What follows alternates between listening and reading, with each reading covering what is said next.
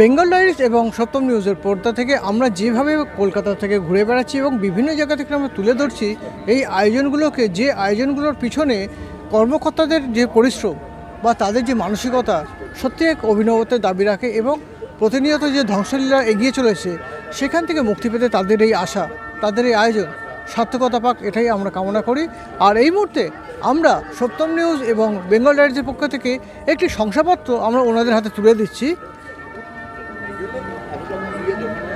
কারণ আমাদের বিচারে এই মুহূর্তে যারা পরিবেশকে বাঁচিয়ে রাখা তাগিদে লড়াই করছেন তাদের অন্যতম ক্লাব হচ্ছে এই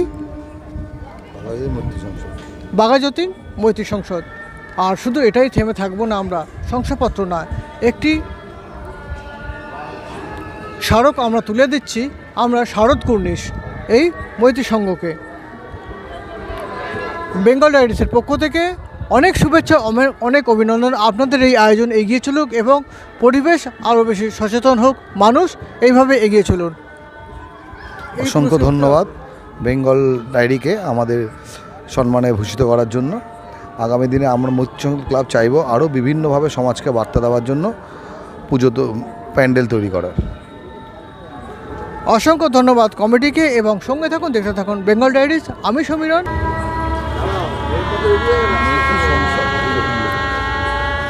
বেঙ্গল ডায়েরিজের পর্দায় এই মুহূর্তে আপনারা দেখতে পাচ্ছেন বাঘাযতীন মৈত্রী সংসদের পূজা প্রাঙ্গণ। আর আজকের পঞ্চমীর এই শুভতিথিতে আমরা সারা কলকাতা ঘুরে বেড়িয়ে এই মুহূর্তে উপস্থিত হয়ে গেছি বাঘাযতীনে। আসুন এবার আমরা দেখাই এই সঙ্গে যে আয়োজন তা আমরা বিস্তারিতভাবে পূজা মণ্ডপের ভিতর থেকে দেখে নিই একবার।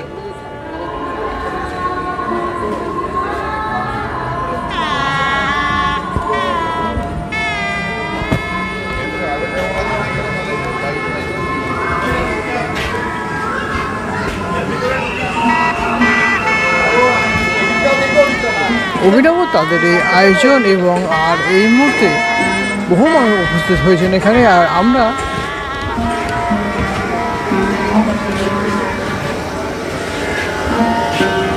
এবার আমরা সরাসরি মাতৃমূর্তির সামনে এবং তাদের এই আয়োজনের এই মুহূর্তে তুলে ধরা হচ্ছে তাদের মণ্ডপসজ্জা।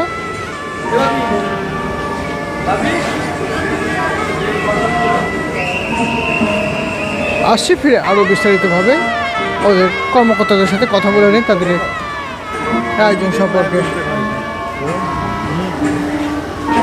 রেকর্ডিং চলছে, পজ না, কি পজ হবে না।